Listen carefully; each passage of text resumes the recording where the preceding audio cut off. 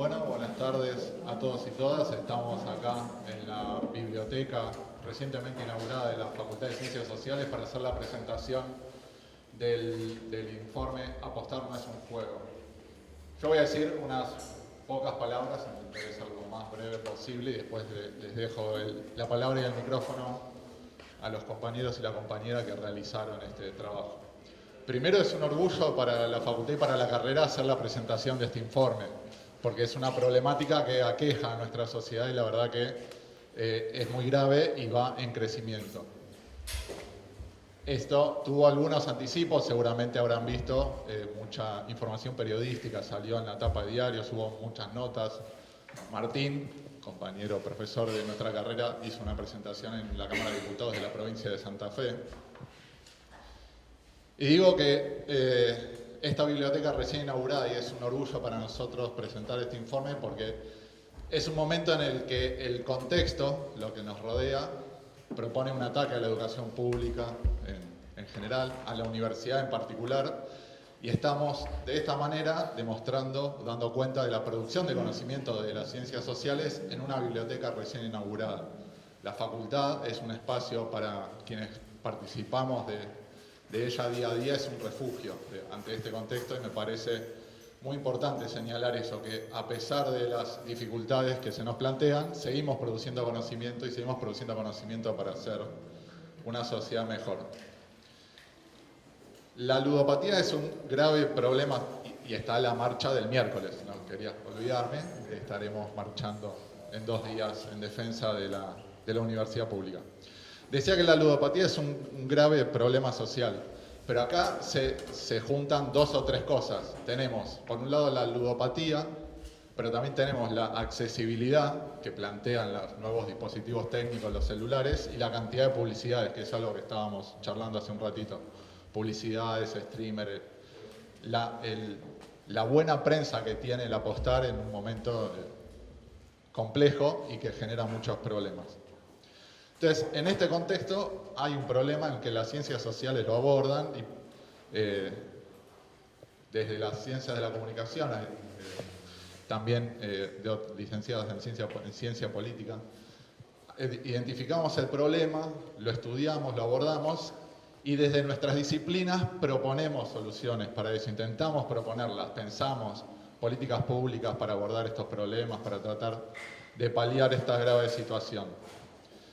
En un momento en el que se plantea el dinero, la plata como el único objetivo de la vida, como el único objetivo a conseguir, y la verdad que lo que genera son más problemas que soluciones eso. Entonces tratamos de derivar esas cuestiones a otros lados y encontrar soluciones para los problemas que estas cuestiones plantean. Es muy importante para la facultad, para las ciencias de la comunicación, para la universidad pública, intervenir de esta manera en la vida social, abordando los problemas que estos nuevos dispositivos, estas nuevas formas y estas nuevas lógicas sociales plantean. Dicho todo eso, voy a presentar a los panelistas y la panelista. Federico Pavlovsky es médico psiquiatra de la UBA, legista, magíster en drogadependencias, fundador y director del dispositivo Pavlovsky, especialista en consumos problemáticos y conductas adictivas, autor del libro Apuestas Online, La Tormenta Perfecta. Facundo Blanco es comunicador de TEA, especialista en ciudadanía digital, cofundador y director de Bienestar Digital, consultora que genera proyectos para potenciar vínculos más saludables con plataformas y dispositivos digitales. Gonzalo Sanguinetti es licenciado en Psicología UBA y docente de la misma facultad, integrante del Consejo Federal por la Defensa del Derecho a Jugar.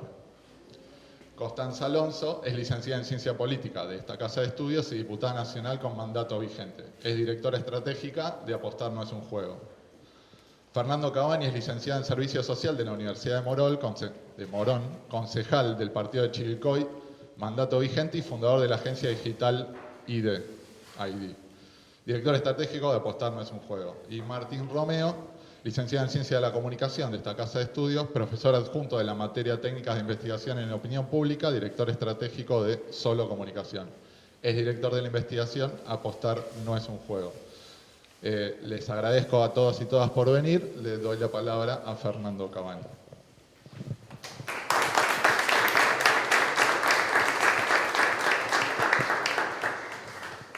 Hola, buenas tardes, buenas noches, gracias a todos por estar.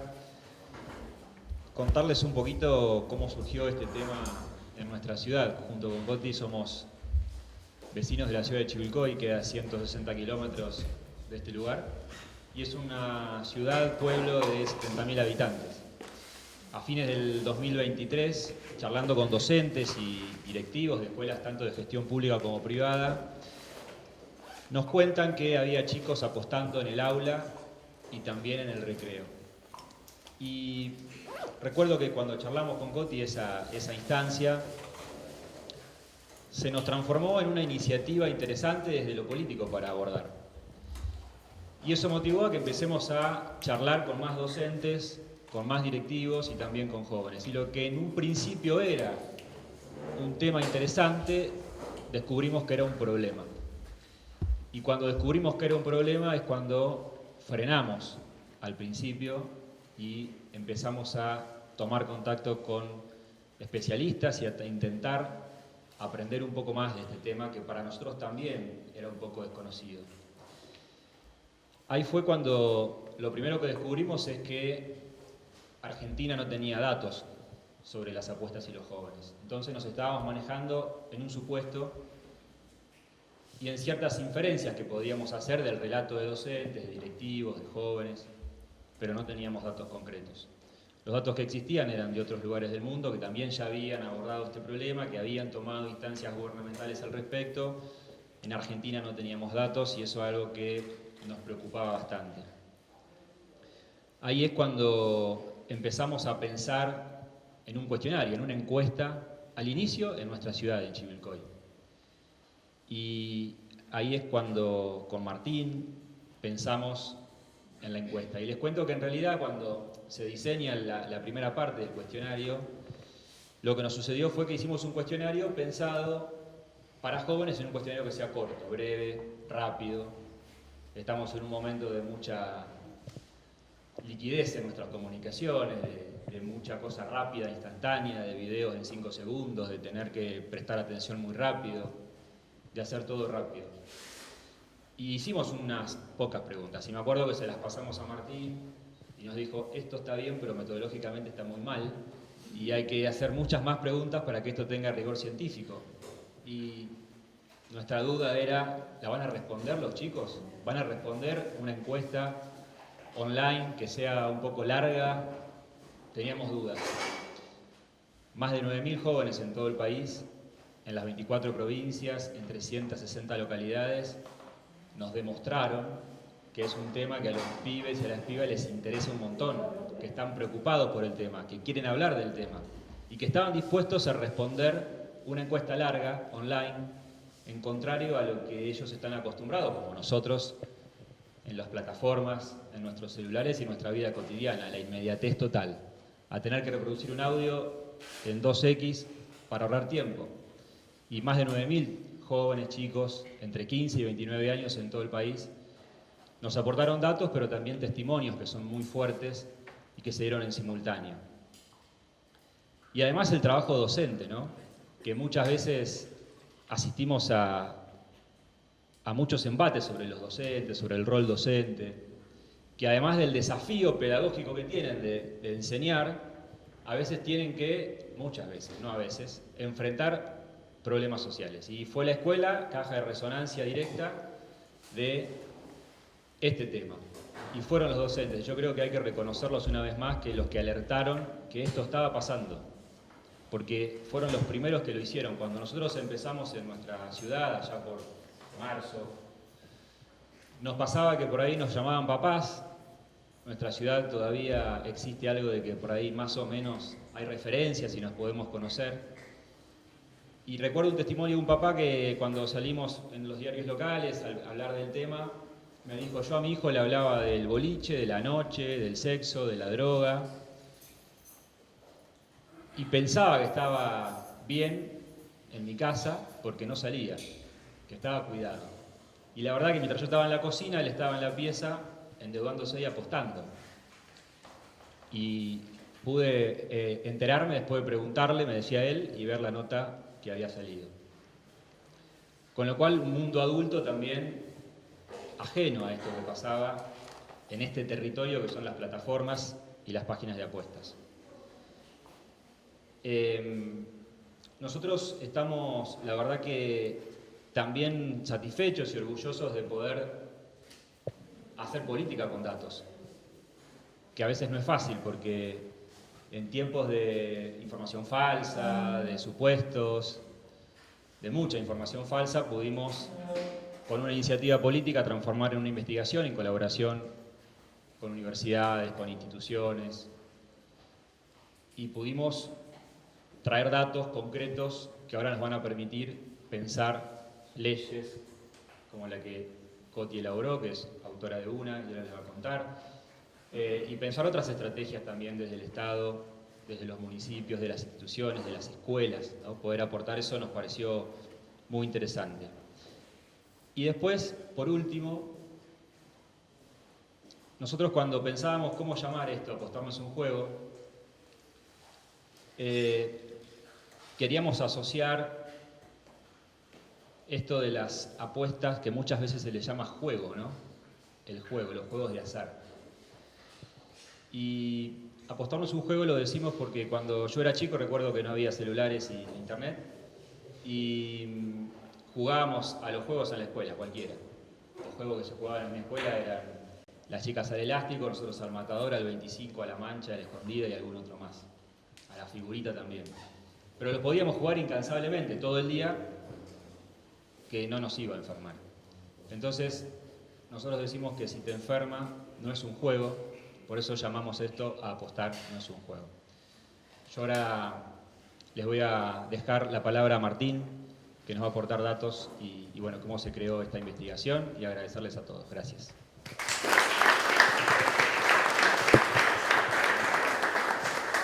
Bueno, ¿me escucha? Sí. Buenas noches a todos, a todas. Muchas gracias por venir. En primer lugar, quiero hacer un agradecimiento a la Facultad de Ciencias Sociales, que es mi casa, y en particular a la carrera de Comunicación, que, bueno, vendría a ser un cuarto, una habitación de mi casa.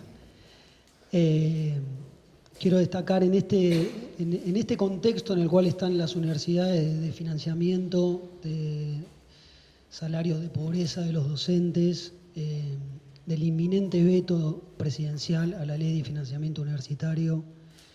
Quiero destacar el rol de las universidades para producir conocimiento, para construir evidencias empíricas, para aportar al debate público, para intervenir en el debate público y para hacer un aporte, ¿sí?, para la construcción o el diseño de políticas públicas. También quiero agradecer a todos quienes nos acompañan en esta mesa, muchos de ellos también egresados de otras facultades de la Universidad de Buenos Aires o de otras universidades públicas, que desde el minuto 1 en los cuales se los invitó a participar de esta actividad, dieron el sí desinteresadamente, y acá los tenemos a todos presentes, así que muchas gracias a todos ustedes. Bueno, como contó un poco Fernando,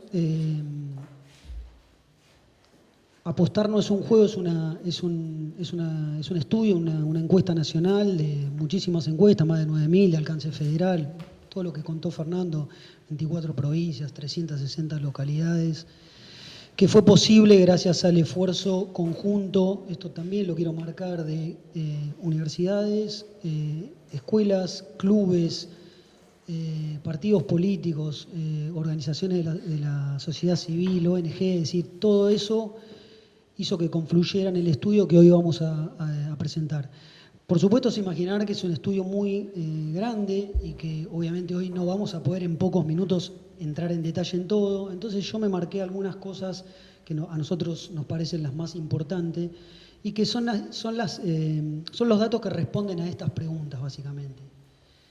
¿Cuántos son los apostadores y quiénes son? ¿Sí? El estudio muestra que 4 de cada 10 adolescentes o jóvenes, o sea, entre 15 y 29 años, están apostando en este momento o lo hicieron recientemente.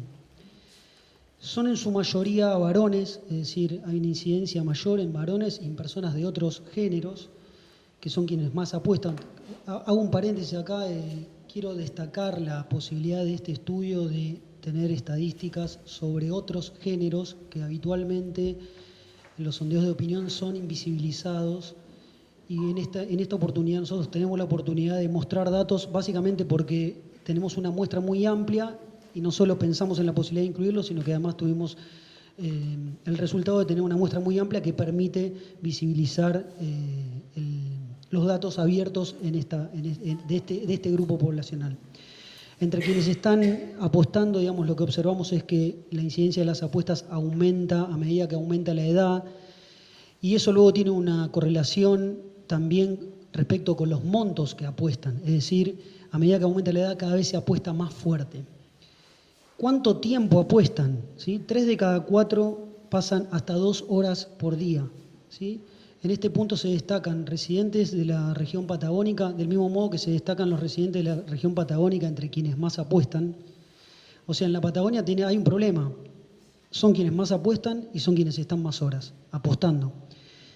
Se destacan los de la Patagonia, los de otros géneros y los mayores de 25 años. Estos grupos en particular, inclusive, apuestan más de 4 horas por día. ¿Sí?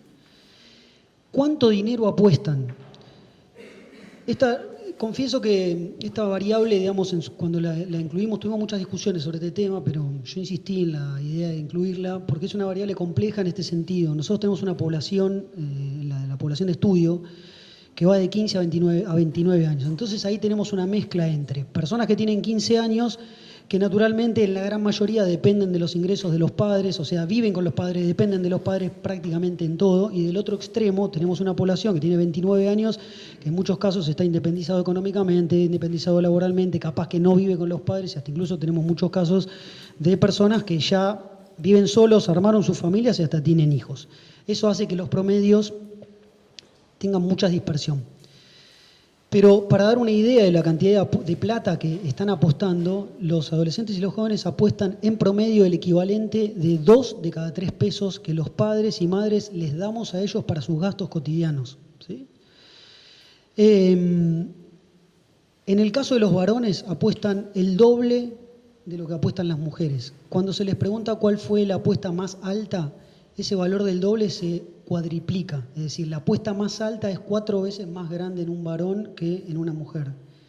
Los sectores medios bajos o los sectores en riesgo inminente de empobrecimiento son también quienes se destacan en este hábito de apostar y apuestan el triple de lo que apuesta el promedio. Nosotros tenemos la hipótesis, por otras variables que estuvimos viendo en el estudio, de que muchos de estos sectores están tratando por la vía de las apuestas de resolver otras penurias económicas que tienen en sus trabajos, en sus hogares, etc. ¿Cuáles son los efectos? Algunos de los efectos. 6 de cada 10 cree que es poco o nada lo que están apostando. Esto es muy interesante, seguramente después Federico retome este tema, porque hay una suerte de... no hay un registro de la cantidad de plata que se están perdiendo, o sea, no hay un registro del dolor de la pérdida. 1 de cada 3 experimentó ansiedad, estrés, 1 de cada 4 se ha endeudado o ha utilizado otro dinero o dinero que tenía destinado para otras cosas. Y todo eso se da en un clima de lo que nosotros llamamos un clima de apuestas, ¿no? Porque la mayoría de los adolescentes y jóvenes tienen amigos o conocidas o allegados que apuestan. Es decir, uno les pregunta, ¿vos apostás? Puede ser que respondas sí o no, pero tus amigos y tus conocidos apuestan. El 7 de cada 10, o sea, el 70% dice que sus amigos o conocidos están apostando. Y a eso quiero agregar un dato que es muy malo, porque termina convirtiéndose en un factor de riesgo, que es los amigos les dicen que ganan el doble de lo que pierden. Entonces acá tenemos una doble vía, un factor de riesgo que tiene 2 caras, o sea, 2 caras de una moneda mala, que es, la mayoría de mis amigos apuestan, lo voy a poner en términos, permítanme esta digresión, pero lo voy a poner en términos del testimonio de un chico que dijo, yo me siento un boludo si no apuesto porque todos mis amigos están apostando.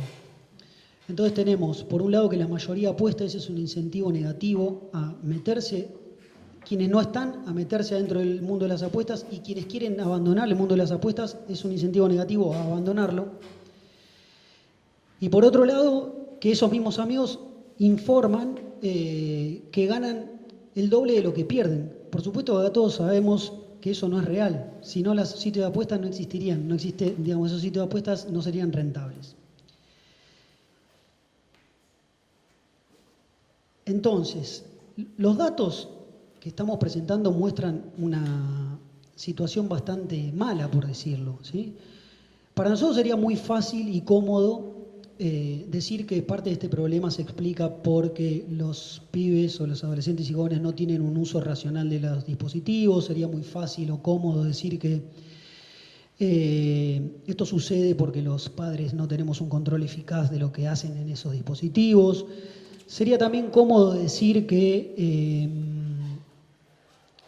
los culpables de esta situación son los sitios de apuestas, estas plataformas que promueven el consumo de apuestas en una población que por determinadas características de desarrollo le faltan, ¿no? Como le falta madurar y no tiene las herramientas suficientes para darse cuenta del peligro al cual se está exponiendo. Pero estando en esta facultad de ciencias sociales, yo siento casi como la obligación de cruzar algunas otras informaciones y otras variables como para tener un contexto en el cual esto se da. Y digo esto porque la semana pasada el INDEC publicó la evolución de las estadísticas del mercado laboral, la evolución de la pobreza y la indigencia en el país, que muestran datos espantosos. Y entonces me parece como pertinente visualizar algunas otras variables que indudablemente desde nuestra perspectiva tienen algo que ver en este problema. En Argentina hay 1.700.000 desocupados. La mitad de esos desocupados son jóvenes, es decir, 1 de cada 2 desocupados en Argentina es adolescente o es joven. La tasa de desocupación de lo juvenil es más del doble del promedio. 2 de cada 3 desocupados en Argentina tiene como nivel educativo secundario completo y más. Qué mal dato para tratar de, para todos aquellos que promovemos la capacitación, que promovemos el esfuerzo, que promovemos los logros a partir de un esfuerzo de paciencia, de un trabajo sostenido en el tiempo, que estos pibes vean que 2 de cada 3 desocupados en Argentina tiene secundaria completa y más. Argentina arrastra un problema muy largo de informalidad laboral. Nuevamente, 1 de cada 2 trabajadores en negro en Argentina es adolescente y joven. La semana pasada, lo puede ahora contar Constanza también, que es diputada de la Nación, se trató una ley laboral que lo que hace es estirar el periodo de prueba, que pone más laxa o de una manera más perjudicial la finalización de las relaciones laborales. Son todas malas noticias para este universo que estamos hablando, muy malas noticias. Y finalmente, 2 de cada 3 adolescentes o jóvenes vive en hogares pobres por ingreso y 1 de cada 4 tiene problemas de alimentación. Entonces no es descartable que muchos de estos pibes que tienen este hábito o que se acercan a este mundo de las apuestas estén tratando de resolver problemas, estén tratando de problemas económicos, problemas de su familia, que estén tratando de encontrar una salida. Entonces, el problema está claro, las estadísticas, por supuesto que son importantes, sirven para dar una dimensión del problema, para dar un volumen del problema, para conocer cuáles son las aristas que tiene este problema, pero tenemos que saber que la solución va a llevar tiempo, que no va a ser de un día para el otro, que no va a ser de la noche a la mañana, y que fundamentalmente va a requerir el involucramiento y la participación de muchos actores, entre los cuales están las familias que tenemos que hablar con nuestros hijos, pero no para bajarle líneas, sino para saber qué están haciendo, de las escuelas, que ya Fernando marcó muy bien el rol protagónico que tuvieron en la identificación de este problema y el rol protagónico que van a tener en sostener la importancia de este tema dentro de las aulas. Hay un dato muy bueno, que quienes no están adentro de los sistemas, quienes están adentro del sistema educativo cursando en este momento tienen una incidencia menor de apuestas. Ese es un muy buen dato, que hay que explotarlo. Vamos a necesitar la colaboración del Parlamento, de los congresos, para que sancionen normas, leyes, todo aquello tendiente a regular este problema y esta actividad de estos sitios de apuestas. Y fundamentalmente vamos a necesitar un Estado presente, porque estas fallas de mercado, permítanme, entre comillas, no las arregla el mercado, no arregla sus consecuencias sobre la salud mental de los pibes y por supuesto no le interesa, ¿sí? Muchas gracias. Le voy a pasar la...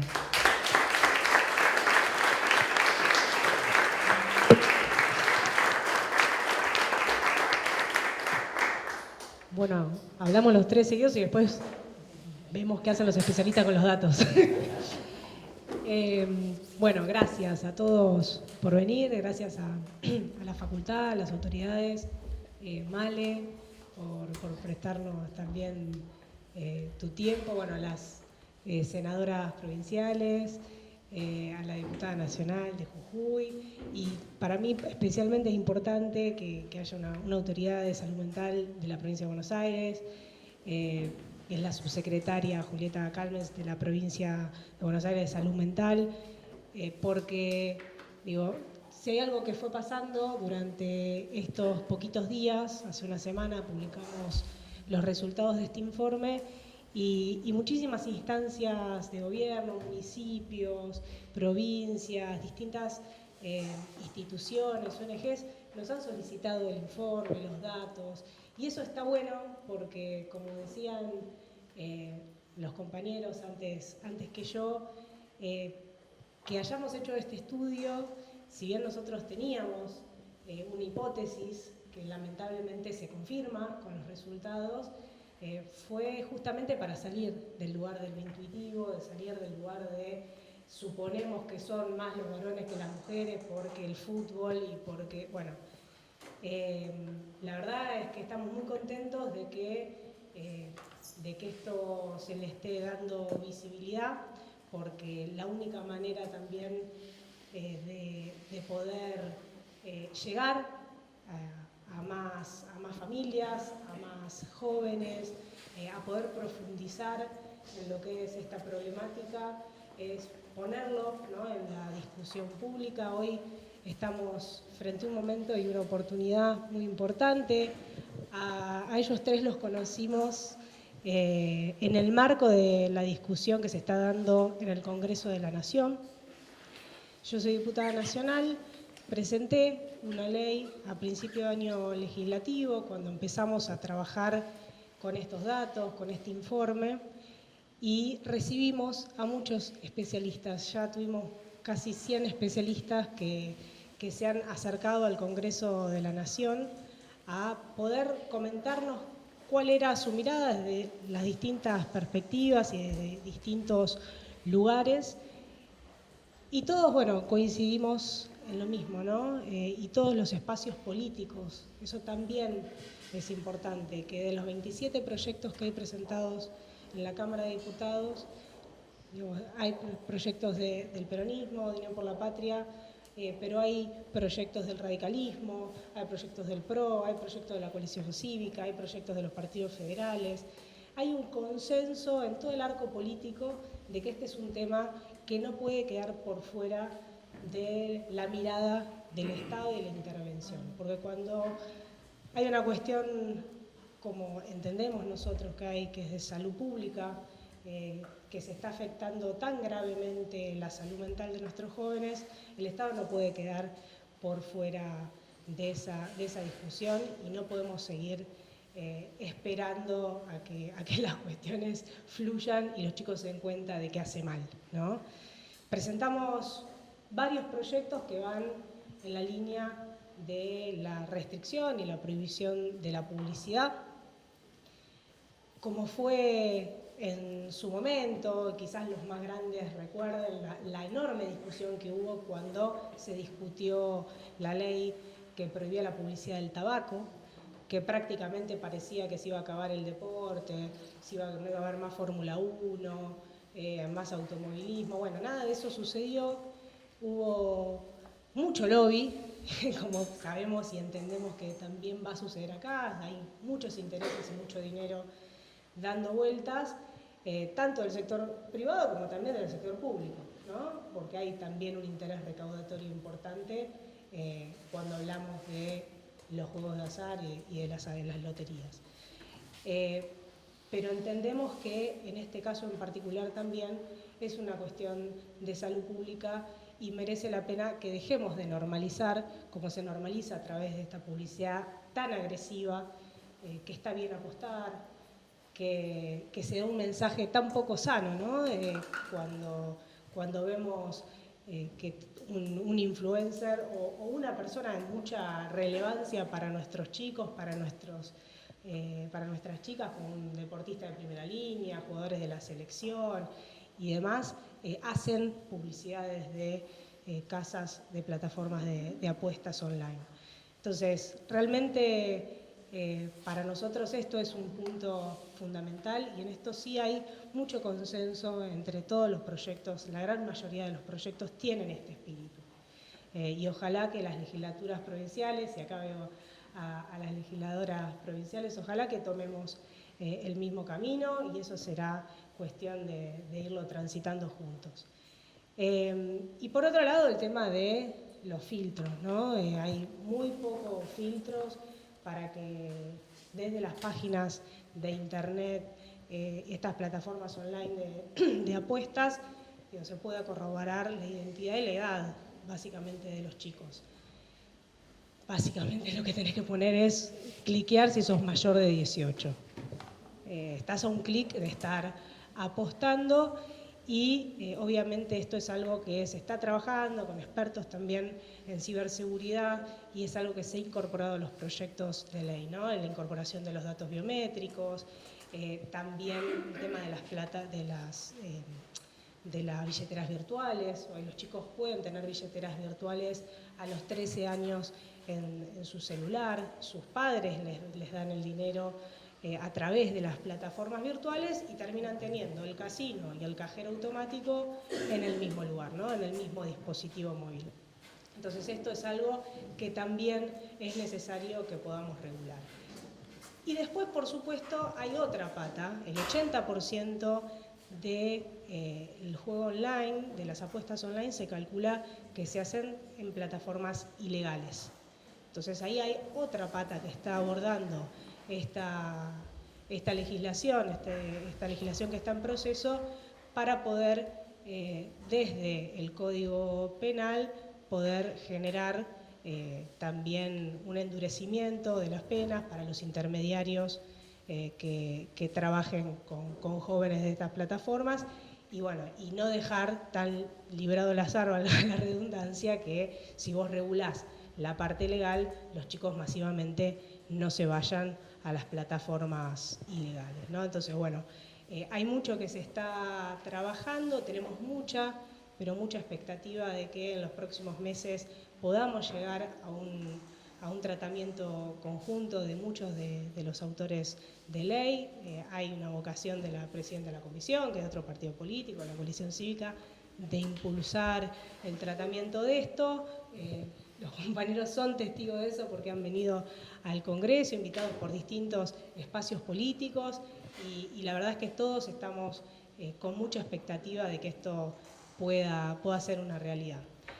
Quiero simplemente, no me quiero extender porque de verdad me gustaría que puedan hablar los especialistas, que con los datos van a traer seguramente luz sobre un montón de otras aristas que tiene la problemática, porque quizás nosotros estamos orientados en la cuestión de apuestas en este momento, pero sabemos que el consumo problemático no es solamente sobre apuestas, cuando hablamos de dispositivos, de plataformas, es mucho más amplio que eso y por eso, bueno, tengo particular interés en escucharlos, pero sí quería, más allá de los datos fríos, a mí me sensibilizó mucho leer los testimonios y ponerle muchas veces la voz de un joven de 15, 16, 17 años a distintas realidades que por ahí en un número frío es bastante difícil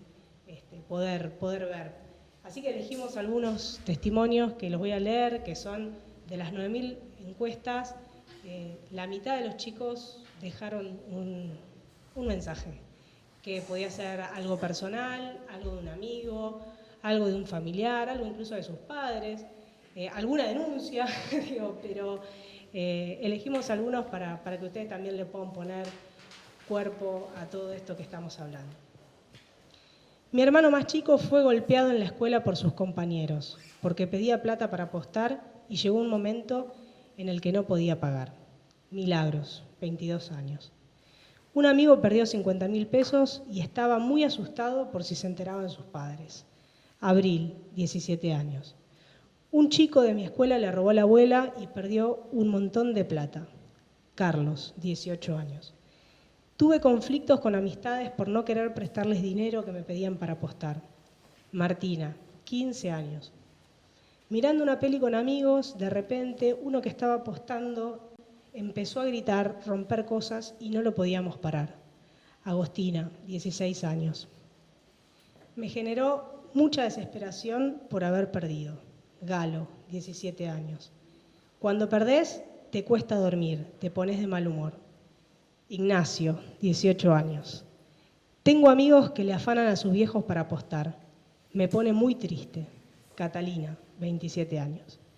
Bueno, ojalá que esto sea un granito de arena más para poder seguir concientizando, para poder seguir llevando esta discusión a más hogares y ojalá, desde nuestro lugar, los que tenemos la responsabilidad de pensar legislación, de elaborar políticas públicas, bueno, lo hagamos desde un lugar pensado, con datos, desde un lugar científico.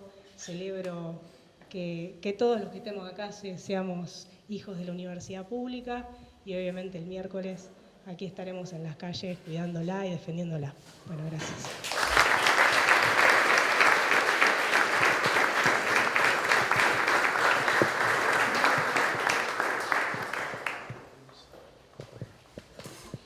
Bueno, gracias por la invitación. Yuval Harari dice que lejos de la doctrina de que termine la guerra va a ser contra máquinas, dice que la guerra va a ser entre personas, algunas de las cuales manejen información, los que manejen los algoritmos, no entre máquinas y personas, sino entre personas que manejen información. Yo vengo, claro, soy psiquiatra, vengo de la salud mental y te digo que a veces la palabra evidencia científica, datos, estadística, medio está mal vista. El caso por caso, no objetivar algunas cuestiones. Bueno, la verdad que hay una guerra con la información y hay disciplinas como las ciencias del comportamiento que están estudiando literalmente qué pensamos, qué hacemos, qué cliqueamos. Digo, un poco en broma, un poco en serio, las bases de datos saben muchos más de cada uno de nosotros que nuestro médico clínico y probablemente nuestro terapeuta. Hay muchos estudios que son, yo diría, superan la realidad, superan cualquier tipo de pronóstico. Hay un estudio en la provincia de Buenos Aires que justo dio lo mismo, ¿no? 500 alumnos en las escuelas de la provincia de Buenos Aires dio 4 de 10. Vale la pena marcar que esos 4 de 10 no son adictos al juego, porque si no, rápidamente el flagelo de la ludopatía infantil. Son cosas distintas. Una cifra inusitada, están apostando, es algo increíble. Me dedico a las adicciones me recibí en la UBA en el año 2001, me dedico a adicciones del año 2003, jamás llegó al consultorio un chico de 14 años con apuestas online. No solo porque no existían las apuestas online, que existen hace 20 y pico de años, sino porque no existía ese paciente. Es una creación del mercado. O sea, es interesante, es un experimento social que genera adictos. Como mínimo es una novedad. Por ejemplo, 1941 Alemania. Se generó 1 millón de adictos a las anfetaminas. Las Fuerzas Armadas estaban drogadas con pervitin, no lo sabían, les daban anfetaminas para combatir. Ni siquiera sabían que eran anfetaminas los soldados. La crisis de los opioides en Estados Unidos, 2010. Una generación de adictos a los opioides. La industria farmacéutica, junto con la industria de la publicidad y los médicos, y con un porcentaje de complicidad de los médicos, empezaron a recetar masivamente opioides. Están todavía con un grave problema con el fentanilo y otros opioides. Otro experimento social. Y las apuestas online son un experimento social solo. O sea, el primer hito para entender las apuestas online son las redes sociales. Las apuestas online no existen sin las redes sociales porque es la estructura política, porque es el modelo de negocios y porque los chicos apuestan a través de las redes sociales. El 80% uno apuesta por red social, los cajeros por Telegram, por WhatsApp, por red social. Y es un producto del mercado muy curioso. El otro día decíamos en el congreso de la ASM, decíamos, es un producto perfecto para este momento, porque es dinero a corto plazo, rápido a través de toda la tecnología, a través de los dispositivos. Yo creo que es muy importante que mencionen la publicidad, porque el rol de la publicidad, hay 3 industrias, hay 3 adicciones en donde el rol de la publicidad es central, y yo digo que es como el gato con botas, que siempre sale bien parado, la corporación de la publicidad. Una de ellas es con la nicotina, que efectivamente se reguló la nicotina y bajó, ahora está volviendo con el vapeo, con el lobby de la industria de la nicotina. Pero cuando se reguló la publicidad bajó el consumo. El segundo lobby, el segundo escándalo social con la publicidad es el alcohol. Uno como psiquiatra de adicciones tiene que explicar que el alcohol es una droga, es una sustancia psicoactiva que incide en el comportamiento.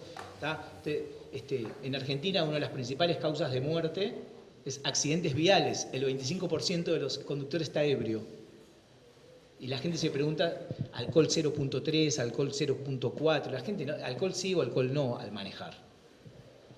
Y el tercer experimento es la publicidad, son las apuestas online.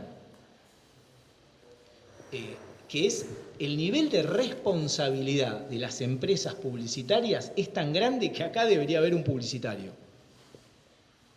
Pero ellos son algo así como un intermediario. Me hace acordar de algo que se llama dilución de la responsabilidad. No, yo no soy, es él, que es él, que es él, que es él, que es él, que es él, que es él. Y después hay catástrofes sociales en donde cada uno delimita o diluye la responsabilidad.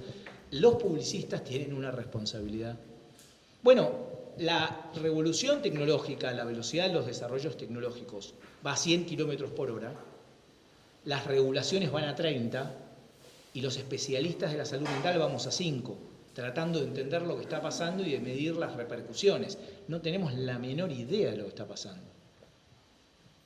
Hay 3 grandes escenarios.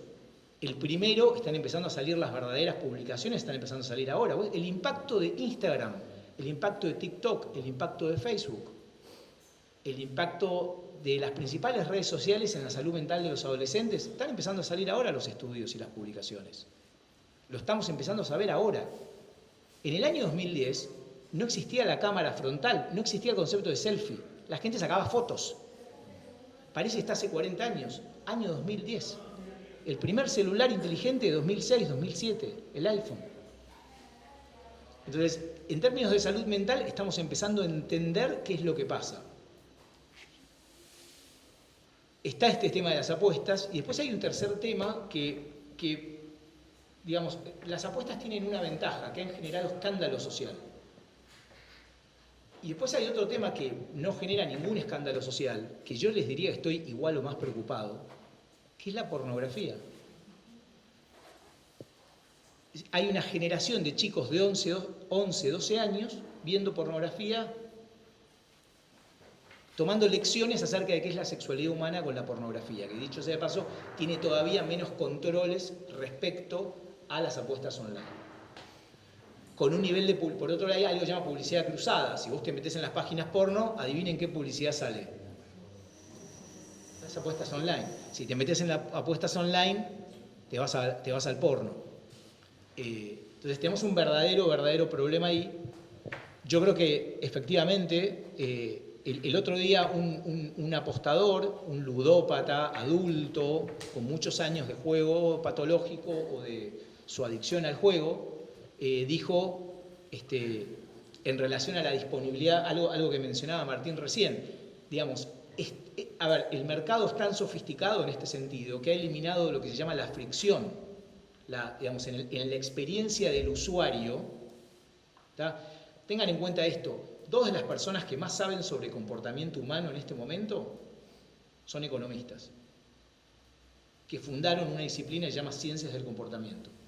Uno de ellos es psicólogo, economista, acaba de morir, Daniel Kahneman, y el otro se llama Richard Thaler, los 2 premios Nobel de Economía.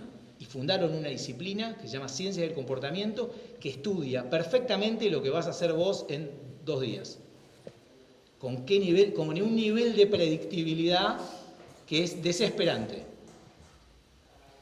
Dicho esto, creo que vale la pena embarrarse con data, con trabajo de campo y no delegar, no regalar la información, el análisis, mucho menos el estudio. Vicente de Citolema decía, Hay que estudiar, estudiar y estudiar, no olvidarse ese paso.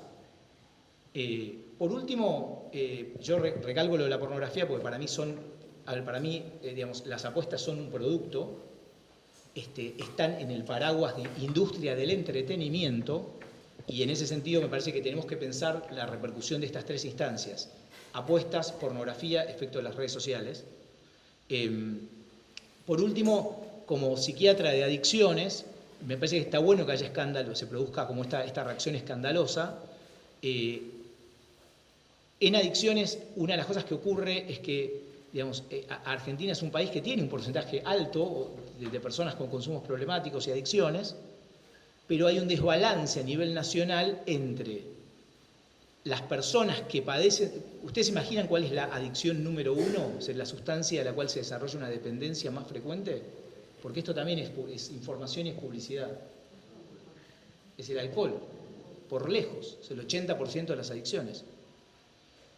Pero tenemos un desfasaje muy grande en relación a la cantidad. Hoy me decía un paciente a mí, lo resumió mejor él que todo lo que les voy a decir. Falopero igual internación. ¿Está? Como en el imaginario, sos psiquiatra, medica. Falopero, internación. ¿Está? ¿Por qué? Porque los profesionales de la salud mental, históricamente, se desmarcaron de atender adicciones. De tal manera que en muchos hospitales y centros de salud hoy dicen, no atendemos adicciones. Y cuando no atendés una necesidad social de este tipo, ¿qué ocurre? Que la única alternativa que tienen algunos pacientes y familias es internarse. Pacientes que ni siquiera deberían estar internados. Entonces, me parece como muy importante el tema de la información. Me parece que está existiendo un nivel de revolución. Yo les digo, me parece que lo que está pasando con el mundo de la tecnología y el impacto en la salud mental me impresiona, pero muchísimo. Están empezando a llegar, ante una pregunta, están empezando a llegar pacientes con adicciones conductuales, están empezando a llegar chicos que no pueden parar de ver porno, y están empezando a llegar chicos con deudas impagables traídos por sus padres.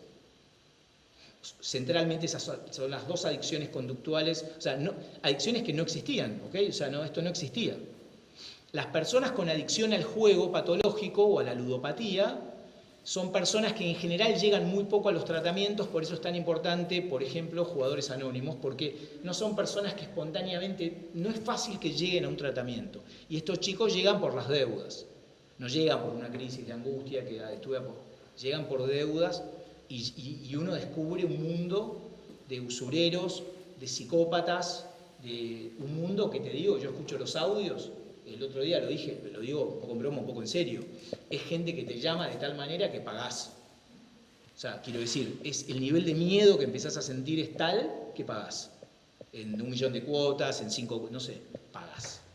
Porque te dicen, yo escuché audios, che, mirá, está todo bien, vas a tener que pagar, tu hijo va a tal colegio, vos vas a... Quiero decir, pagás. No hay ninguna duda que pagar. Y otra cosa es que, hablando, y para terminar, es que los chicos están apostando con los juegos, están apostando de los 2 años, 3 años, 4 años, los mecanismos psicológicos involucrados en la ludopatía o en el juego, de los trastornos del juego por azar, etc. La gamificación, la recompensa aleatoria, los estímulos súper intensos, lo atractivo, el scroll infinito, por eso son un producto comercial. Perfecto. Porque vos estás apostando desde antes, incluso todos estamos apostando en las redes sociales todo el tiempo. Y además después hay un continuum. Hay una cosa muy interesante que es, ¿vieron los chicos ven, y termino con esto, vieron que los chicos ven no sé si conocen los manga, los dibujitos manga? Los chicos ven manga a los 12, 13 años, hay fanáticos del manga, fanáticos, Japón, Corea del Sur. ¿Cuál es la categoría pornográfica más vista en el mundo? Manga pornográfico. O sea, los chicos ven dibujitos animados y a los 12, 13 años migran de los dibujitos animados a hentai. Hentai significa perversión en japonés, manga pornográfico. ¿Se entiende la continuidad? Y en las redes sociales, si hay algo que las redes sociales aprendió de nosotros, estudiándonos en detalle, con nuestras interacciones, cuando posteamos, cuando escribimos, cuando nos peleamos, cuando sacamos fotos, borramos fotos, bla. es que pueden influir en que pueden leer nuestras emociones como usuarios, influir en nuestras emociones. Y en muchos casos incluso determinar conductas. O sea, que nosotros seamos más proclives a hacer cosas o dejar de hacer cosas. Y esto, de alguna manera, creo que se está estudiando con un nivel de profundidad por los desarrolladores de tecnología, y termino con un elemento que creo que estamos muy atrás, eso quería decir. Y creo que hay una cosa muy interesante de la gente que desarrolla tecnología, y esto lo ves desde Mark Zuckerberg en Facebook hasta el juicio que tiene Pornhub, que es el sitio pornográfico más grande del mundo, porque subieron mucho material de chicas adolescentes. Todos dicen lo mismo, todos, los mismos desarrolladores dicen: ups, nos equivocamos, vamos a tratar de hacerlo mejor. Y hacen lo mismo.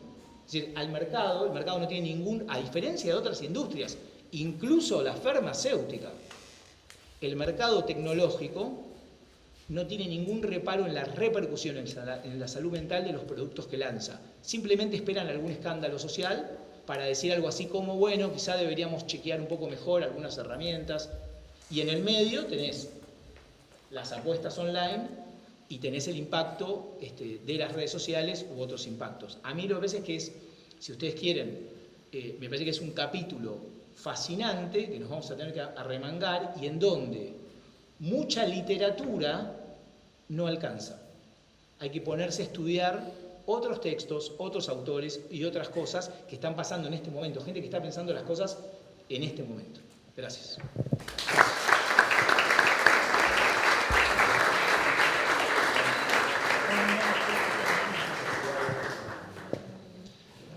Bueno, ¿qué tal? Buenas tardes, ¿cómo están? Yo primero agradecerles por no solo la convocatoria y la consideración para la conversación, sino también la escucha en los lugares legislativos, que a veces es difícil tener la sensación de que circula la escucha. Entonces, primero reconocer ese gesto. Yo, después de leer la investigación que hicieron Coti y los compañeros, se me ocurrieron 3 cosas para traer. Una sensación, la otra es una afinidad y la tercera es una hipótesis. La sensación que me pasaba, y que un poco Constanza la decía, es cuánto hace que un tema no nos convoca tanto, tan rápido y tan inmediatamente a tantos, y además nos hace salir a buscarnos. Transitando por las discusiones que se vienen dando alrededor del tema en distintos ámbitos legislativos, municipales, en la Ciudad de Buenos Aires, en Cámara de Senadores, en diputados, me toca esta sensación, ¿no? Y entonces, como la primera pregunta que me hacía es, ¿qué toca este asunto que nos moviliza a tantos tan rápidamente a buscarnos, además? Y con un consenso, en principio, tan grande, ¿no? Y tan indiscutido. De esa sensación se desprende la hipótesis por ahí que quería traerles en función de la lectura, de la investigación, que es que creo que lo que toca este tema es un hilo en el que se enhebran el juego, la infancia, la poética y el futuro. El futuro asociado a la política. Antes de eso quiero mencionar la afinidad inmediata que tuvimos desde el Consejo con la proclama, porque hay que decirlo así, el título de la investigación es una proclama, es una convicción, y es una proclama política. Apostar no es un juego, ¿no? Es contundente y sienta posición, ¿no? Es tajante. En ese sentido, nosotros creemos que es el exacto complementario, si se quiere, el suplementario de la proposición que nosotros encontramos, con la cual encontramos que había un lugar vacante dentro de la discusión que se empezaba a desencadenar alrededor de este tema, y que nosotros rápidamente registramos como un problema que no se estaba abordando. Nosotros decimos que jugar no es apostar. Parece como una inversión sencilla, pero apostar no es un juego, pone el acento sobre los riesgos asociados a la práctica de apuestas en infancias y juventudes, y jugar no es apostar, pone el acento sobre el hecho y la especificidad del jugar.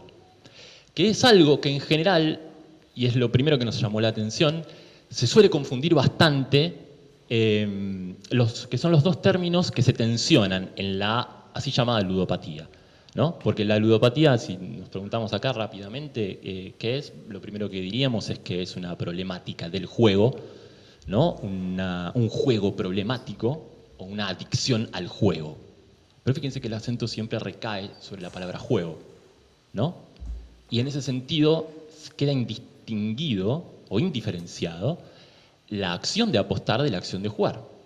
Entonces nosotros leímos ahí que urgentemente necesitamos empezar a elaborar distinciones no solo conceptuales, epistémicas, teóricas y clínicas, sino también, quizás más importante, sensibles y políticas y culturales que disputen el sentido de jugar. Porque no puede ser que las tengamos confundidas y que la lógica de los juegos de apuestas, o de las apuestas o de los así llamados juegos de azar, porque como decía Martín, si el azar fuera azar, verdadera y probabilísticamente, no sería rentable, ¿no? Entonces, quizás hasta decirles juegos de azar haya sido conceder mucho. Me parece que esto también es una oportunidad para, en retrospectiva, hacer una lectura que resignifique en retrospectiva el sentido del juego y que podamos volver a dar una discusión que quizás no se dio en su momento y que esta es la oportunidad de darla. En ese sentido, creo que el informe y la investigación es muy contundente cuando dice que invita a extirpar la palabra juego de cualquier vínculo con las apuestas. Un poco como decía Fernando, si nosotros de una vida que juega decimos o diríamos que está enferma o que padece o que sufre o que tiene algún problema, cuando vemos infancias jugar juegos más clásicos por ahí, ¿no? Como de los que conocemos nosotros, no me refiero a juegos digitales, pero digo, cuando vemos a alguien jugar, presumimos un peligro ahí, vemos riesgos, decimos, che, esto es un problema, cuidado, hay que estar atentos. Bueno, en general no. Entonces nosotros pensamos que quizás conviene invertir el planteo y considerar que lo que nos hace sufrir, lo que nos hace padecer, lo que nos lastima, lo que nos está enfermando, lo que nos duele, lo que nos daña, no es no poder parar de jugar, sino no tener dónde, ni cuándo, ni con quiénes jugar. Eso sería estar forzados a vivir cada vez más una vida sin territorios lúdicos, sin derecho a jugar, donde todo es tan insoportablemente serio, y esta es una época que nos empuja hacia la seriedad, no sé si se han dado cuenta, pero si tienen esta sensación, ¿no? Como todo es serio. Algo del sintagma no hay plata es ya no se puede jugar más, ya no nos podemos divertir más. Hay un sesgo de seriedad que se introduce con esa noción de rigidez. Si la vida es insoportablemente seria y literal, ¿no? Si no podemos jugar con el sentido de la vida, con el sentido de las cosas que pasan, con el sentido del mundo, solo podemos padecer, no vivimos, sufrimos, padecemos. En ese sentido, la hipótesis que yo les decía que tenía, que creo que se desprende, o es una lectura que hacemos de la investigación, que es que lo que nos toca, lo que nos ha movilizado tanto, es ese hilo que enhebra el juego, la infancia, la poética y el futuro. Lo apoyo sobre dos citas que les traje. Una es una cita medio marginal, freudiana, de un artículo que se llama El creador literario y el fantaseo. Es un muy lindo artículo freudiano donde él se sienta a pensar que las relaciones entre el fantaseo, la infancia y la creación literaria, la creación estético-artística. En ese ensayo medio lateral, Freud dice que toda infancia que juega se comporta como un poeta. Yo lo primero que pensé es si alguna vez había visto a alguien que se reconoce o no como apostador, si tiene algo parecido a un poeta. ¿No? Son casi personajes antitéticos, ¿no? Antinómicos. En general la figura del poeta no está cerca de la figura del apostador, ¿no? Freud sigue, dice, bueno, eso quiere decir que inserta cosas de su mundo en un nuevo orden que le agrada. Es decir, que ahí el juego o el comportamiento del poeta tiene que ver con que jugar es crear. Crear e imaginar y dotar de nuevos sentidos al mundo. Esto se ve muy claramente, ¿vieron cuando cualquier infancia agarra un instrumento, un vaso, una cuchara y juega a que es una nave espacial? ¿Han visto ese momento? Dice, bueno, hace como si, claro, piensa que la cuchara es una nave espacial. No, la cuchara es una nave espacial. No es como si, es. Esa capacidad de dotar de vida lo inanimado, de dotar de sentido, de otro sentido, lo que utilitariamente, adultocéntricamente nosotros llamamos, la cuchara se usa para revolver el café, ¿no? Ese acto de profanar el sentido cultural de las cosas para convertirlo en otra cosa, es lo propio del juego, que es lo que Freud dice que se comporta como un poeta el niño. ¿Por qué? Porque los poetas agarran el lenguaje, toman el lenguaje y exploran y lo lanzan a nuevos sentidos inimaginados o impensados. Por eso la poesía nos conmueve profundamente. Pues decimos, ¿cómo? Nunca lo había pensado así, ¿no? Y no solo con la cuchara, sino esa posibilidad, o esa potencia de dotar de otros sentidos y de otra vida a las cosas, no es solo a la cuchara, sino también lo podemos pensar en relación a las noticias.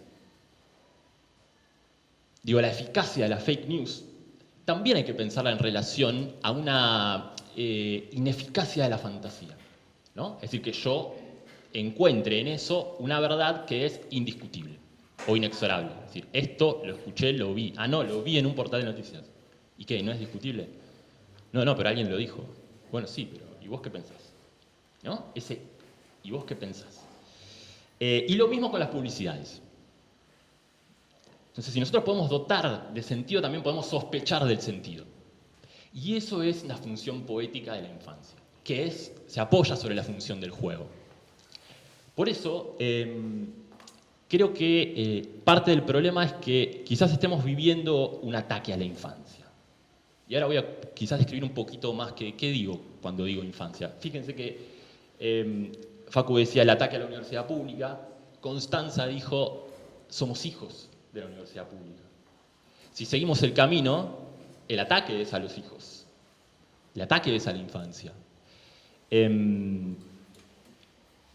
La otra cita que quería traerles es una cita de una poeta estadounidense que se llama Louise Gluck, que es un verso precioso.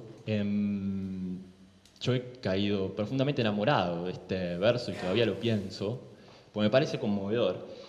Ella dice, miramos el mundo una sola vez, en la infancia. El resto es memoria. Para entender este verso, miren lo que digo. Para escuchar este verso de Louise Gluck, hay que hacer algunas puntualizaciones sobre qué llama ella infancia o qué podría estar llamando infancia. En ese sentido, la infancia no es un estado evolutivo, un momento del pasado, o una etapa que se supera, o nuestra parte inmadura o incompleta, o algo que tenemos que dejar atrás o que podríamos dejar atrás, sino que infancia es el nombre de una función vital que está presente en toda vida, más allá del estadio vital en el que se encuentre. Es un reservorio de fuerzas que son capaces de abrir la imaginación del mundo. ¿Qué es esto que decía Freud? El juego al poeta. Bueno, tiene que ver con abrir la imaginación del mundo y con pensar el mundo como un estado de posibilidad. La infancia es un estado de posibilidad del mundo. Vieron que en la infancia hay momentos muy maravillosos donde todo es esplendor y, por ejemplo, no sé, abrir una mandarina implica casi como el descubrimiento de un universo nuevo. Ese nivel de maravilla y de detalle y de deslumbramiento frente a cada una de las cosas. Eso es infancia, eso es la infancia y eso vive en cada quien, en cada uno de nosotros. No es algo que perdemos, en el mejor de los casos, porque hay casos como en este, en el que me parece que lo que está siendo atacado es precisamente esa función de maravilla. El juego es la vía que nos permite relacionarnos con el mundo como un estado de posibilidad abierto. Cuando jugamos, estamos en la infancia. Ingresamos a ese territorio común, y esto es importante. La infancia es un territorio común, no es un territorio individual, ni es un territorio privado.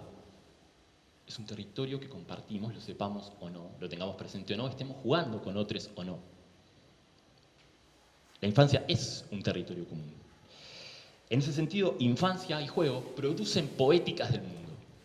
Y ahí es donde juego, infancia y poética se himan. Y el mundo aparece como una posibilidad, no como una determinación. Vieron que cuando esto está presente incluso en cómo pibes y pibas hablan, cuando decimos, bueno, estoy muy jugado o estoy jugado, ese participio, ¿no? Ese verbo conjugado en participio que habla, bueno, de un destino inexorable. Estoy jugado es no hay otra jugada, no hay otra movida, no puedo hacer nada más que, bueno, atenerme a lo que va a venir. Una cosa es estar jugado y otra cosa es jugar con otros, o que otros se la jueguen por nosotros.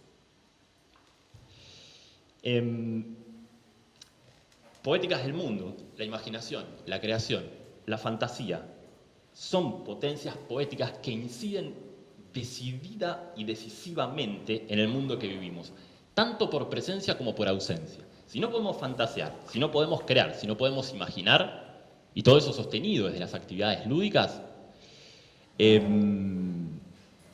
no hay cómo, no queda otra cosa que adaptarse al mundo. El mundo no es otra cosa, la experiencia de vivir no es otra cosa que una obediencia a un estado de cosas dado. En ese sentido, la infancia es la capacidad de inventar otra vez el mundo. Es el lugar al que vamos cada vez que necesitamos reimaginar el mundo.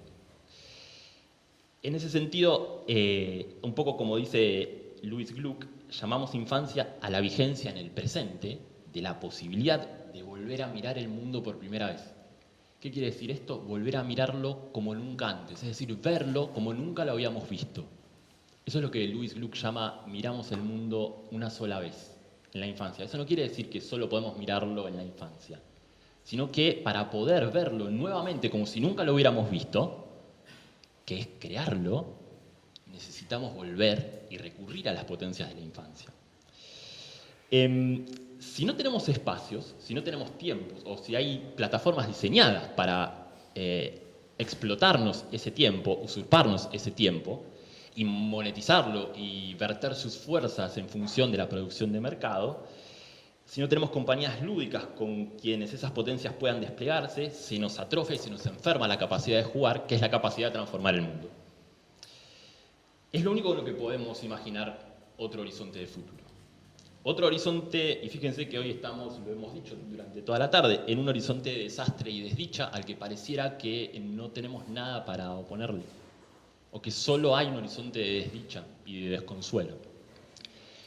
En ese sentido, y leyendo un poco los resultados de la investigación, nos parece que hoy encontramos más accesibilidad a las plataformas digitales que a los escenarios lúdico-colectivos.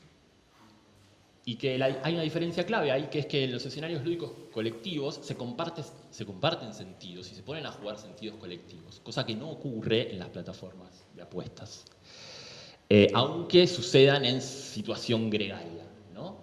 Cada cual apuesta por su cuenta.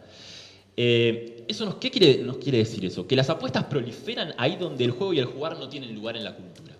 Ahí hay una correlación directa, me parece. En ese sentido, no es inverosímil considerar que el índice de salud de una sociedad, de una cultura, de una comunidad, está íntimamente ligado a la amplitud que ocupan en ella los espacios lúdicos. Los espacios lúdicos son los tiempos no productivos, los tiempos inútiles, que por otro lado nos es muy difícil concebirlos al día de hoy por el avance de la digitalidad o la digitalización de la vida y del tiempo. La cultura o la industria del entretenimiento se ha ocupado de usurpar o de ocupar, de colonizar esos territorios, ¿no? ¿Por qué? Porque, bueno, generan datos, los datos son monetizables y se venden a empresas de mercado para generar perfiles de consumidor. Ese es un poco todo el rulo. Entonces, hay una correlación entre el índice de salud de una cultura, de una comunidad, y la cantidad y la amplitud de tiempo y espacio que dedica a que podamos tener tiempo. Tener tiempo para malgastarlo, en el mejor sentido del malgaste, para derrocharlo, ¿no? Para perderlo, verdaderamente. Nosotros no concebimos hoy la idea de perder tiempo. Me quedé pensando en el entretenimiento. De hecho, esto quería decir, que vieron que cada vez más y cada vez con más frecuencia reemplazamos muchos verbos por la palabra consumir y hablamos de consumos culturales. ¿Han notado eso? Que decimos, yo consumo tal serie, consumo tal autor, consumo tal banda. ¿Por qué decimos consumo? En lugar de decir escucho, en lugar de decir miro, en lugar de decir pienso. ¿Por qué?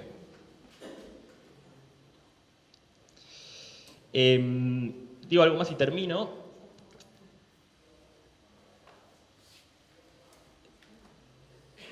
En ese sentido, creo que la investigación cuenta que necesitamos introducir una perspectiva lúdica transversal al diseño de las políticas preventivas e integrales de cuidado. Eso significaría reconocer la inserción y la contribución específica del derecho a jugar y por ende de los tiempos y espacios reservados para el juego como los coeficientes de salud comunitarios y socioculturales que nos faltan. En ese sentido no se trata solo de políticas, pedagogías y prácticas colectivas que regulen, establezcan restricciones, límites, bordes, discontinuidades, pausas, cesuras, cortes, descansos, que instruyan en usos saludables o responsables de la tecnología, que eso es importante y mucho, sino que a eso tenemos que también agregarle la necesidad de restituir e instituir espacios lúdicos, hábitats lúdicos, reservas lúdicas, territorios protegidos para jugar. Creo que hasta se podría pensar de la misma manera que pensamos en territorios ambientales protegidos de la explotación. Y uno diría, bueno, ¿protegidos de qué? ¿De qué habría que cuidarlos? Bueno, de la insidia de la financiarización, la monetización, la capitalización, la mercantilización y el imperativo de productividad que cada vez son más tempranos y acaparan más parte de la vida. Ya casi no sabemos qué hacer sin pensar en qué sentido tiene, ¿no? ¿Cómo lo aprovecho? Entonces se trataría de proteger a ese territorio que llamábamos infancia de su usurpación, de su vulneración y su explotación. Creo que es esta capacidad, esta función y este territorio común lo que está en peligro, lo que está en riesgo, lo que está en juego, y quizás es lo que nos reunió hoy, que me preguntaba al principio. ¿Por qué? Porque si esta capacidad de imaginar el mundo peligra, si no tenemos la capacidad de imaginar, de jugar, de fantasear, de crear, lo primero que se extingue es nuestra creencia en las herramientas que son capaces de transformar la realidad. Entre ellas, la política. Así que bueno, dejo por ahí.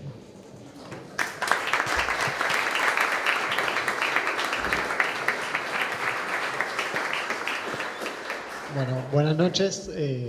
Ser último tiene varios riesgos, no de descenso. Soy hincha de Tigre y corro ese riesgo también. Pero vos sos de Chaca, bueno. La próxima vez nos pueden sentar a uno en una punta y a otro en otra. Por favor. No, con Ferro todo bien. Con Ferro todo bien. No, yo no. No, pero sí corro riesgo. Por un lado, tengo que reducir un poquito, no nos voy a aburrir. Y por el otro, de tratar de repetir lo menos posible un montón de cosas muy interesantes. ¿Cómo? Ah, ¿me tengo que presentar de vuelta?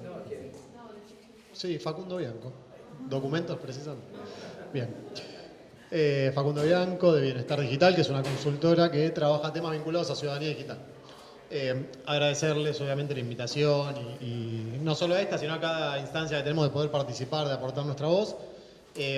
Felicitarlos por el estudio. Realmente me parece, para quienes trabajamos estos temas, es un insumo, digo, voy a hablar casi que egoístamente de la parte que me toca y de mi trabajo, pero es un insumo muy importante. Nosotros trabajamos más que nada temas cualitativos, diría, con abordaje cualitativos, y hoy contar con números tan buenos, tan representativos, nada, es un agradecimiento que les hago.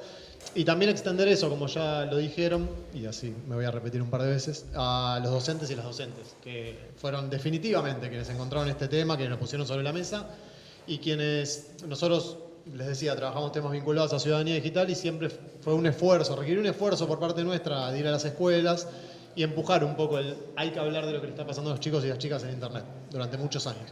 Con el tema de apuestas se invirtió la carga absolutamente y fueron los docentes, las docentes las que en capacitaciones nos decían, che, tengo chicos apostando en el aula o en los recreos, chicos que vienen y me cuentan que perdieron mucha plata, no saben cómo decirse a las familias, etc. Así que también un reconocimiento a ellos y a ellas que tienen una tarea muy importante.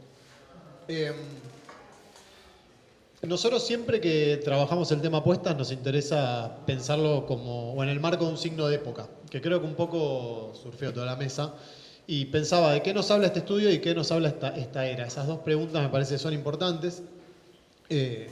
Insisto, para tratar de no repetir mucho lo que aportaron mis colegas, sí a nosotros nos viene sirviendo mucho en nuestro trabajo, consta principalmente, o diría una parte muy importante, ir a las escuelas a hablar con chicos, chicas, docentes, familias, equipos directivos, sobre este tema y sobre otros, pero este año particularmente mucho sobre apuestas online, muchísimo. Y nos sirve mucho poder contextualizarlo, poder correrlo de lo que es el primer gesto que aparece o respuesta que aparece de problemas individuales y de plantear esto como un problema decididamente colectivo y que, como decía Coti, excede por largo lo que es las apuestas o el juego de azar. Tiene un contexto, escuchándolo a Federico, escuchándolos a ustedes, a Gonzalo, es prácticamente un milagro que hoy un chico de 15 años no esté apostando online. Prácticamente un milagro. Desde el tránsito o el uso prematuro de plataformas, la sobreexposición a pantallas, los juegos online que no son de apuestas, pero como marcaba Federico, tienen sistemas o trabajan sistemas muy similares en la recompensa inmediata y demás. Y el ataque que sufre el juego simbólico, el juego, diríamos, analógico, no sé si está bien dicho, pero por fuera de lo digital o de lo... No me pegues. Por fuera de lo digital... que tiene otro modelo, que tiene otros tiempos y que está siendo absolutamente atacado. Nosotros nos encontramos todo el tiempo con familias que nos cuentan que sus hijos no juegan ya, por fuera de las pantallas, que tienen regalos sin abrir de cumpleaños pasados y que les cuesta realmente mucho tener otra instancia de juego, de vinculación padre-madre con sus hijos e hijas que no sea a través de pantallas. Eso definitivamente pinta un poco la época y, como les decía, a nosotros nos está sirviendo mucho... por lo menos para que los chicos y las chicas tomen noción. Y voy a decir los chicos porque principalmente están los chicos apostando. Las chicas aparecen, esto es interesante, aparece cada vez que nosotros consultamos en las aulas o en charlas con familias, con profes, aparecen las mujeres de forma, diría, lateral o alternativa, que es sosteniendo un poco este negocio. Aparecen como cajeras, mucho más que como apostadoras. Lo cual repite sesgos históricos de género, estereotipos de género, donde la mujer sostiene un negocio mientras el hombre gasta la plata o dispone de ella o lo que sea. Cuando les contamos sobre el extractivismo de datos, que un poco lo contaron ustedes, cómo nos configuramos en esta era como mano de obra absolutamente involuntaria, diría en principio, porque hablando puntualmente de adolescencias, no son conscientes de esto en general, diría casi en su totalidad, de cómo disponen de nuestro tiempo, de nuestra energía, de nuestros datos, de nuestra información, para vendernos publicidades, para vendernos propaganda, contenido, etc. Como decía Federico, de la habilidad que han logrado las plataformas, sobre todo basadas en algoritmos, de explotar nuestras vulnerabilidades. No podemos ser indiferentes a eso. Si no logramos transmitirle a los chicos y a las chicas que eso pasa y que lo que las plataformas van a tratar de hacer es explotar nuestras vulnerabilidades y las suyas, va a ser difícil explicarle o hablarles de mercantilización de las experiencias, de monetización, etcétera, etcétera. Creo que es un buen camino. Es un buen camino también remarcar que lo que propone esta era, cuando pensamos de qué nos habla esta era, está proponiendo una vinculación con la información o con otros en soledad. Enfrentados a una pantalla, una mediatización de la experiencia humana que está generando deshumanización, que está atacando muy fuertemente estos espacios, lo colectivo, los encuentros presenciales. Nos pasa un montón que cuando nos piden talleres a veces nos dicen no puede ser virtual. Y tratamos de escapar un poco a esa virtualización porque creemos que esto, encontrarnos, mirarnos, esta cosa que tenemos los argentinos y argentinas de tocarnos, de compartir, es muy necesario en esta época, es fundamental, diría, en esta época. Bueno, algo que surgió, me pareció realmente interesante del estudio, es la transversalidad socioeconómica que tiene el tema de apuestas. No es un problema de clases bajas, no es un problema de clases medias, no es un problema de clases altas, es un problema de todos, de todas. Vemos chicos, me toca recorrer escuelas públicas, barrios vulnerados, escuelas de chicos que tienen celulares muy por encima de mi modelo, o que cuando abren sus cuentas de Mercado Pago y compiten entre ellos a ver quién tiene más plata, son cifras que realmente, bueno, a los docentes ni les cuento. Y vemos que la transversalidad económica también marca algo y marca un abordaje posible, que es el de no estigmatizar, aunque vemos situaciones muy preocupantes cuando se trata de barrios vulnerados, de cajeras que cuando crecen los índices de desempleo terminan laburando. El otro día me lo contaba una delegada gremial en la CGT, compañeros, compañeras que renuncian a sus trabajos de toda la vida para ser cajeros o cajeras porque encuentran ahí mucho más dinero, perdiendo todo esto, perdiendo lo colectivo, recayendo otra vez en un uso solitario y demás. Después el dinero que aparece todo el tiempo. Cuando le preguntamos a los chicos y las chicas, ¿por qué creen que un menor de 18 años no entra al Casino Mar del Plata, por ejemplo? Siempre lo que aparece es la potestad o la capacidad de razonamiento que tienen sobre el uso del dinero. Siempre aparece primero eso, aparece la plata. No es su plata. Ponen en riesgo la plata de la familia. No saben manejar la plata. Por último va apareciendo otras cosas vinculadas a su desarrollo emocional, cognitivo, reflexivo, etcétera, que deja por fuera el dinero.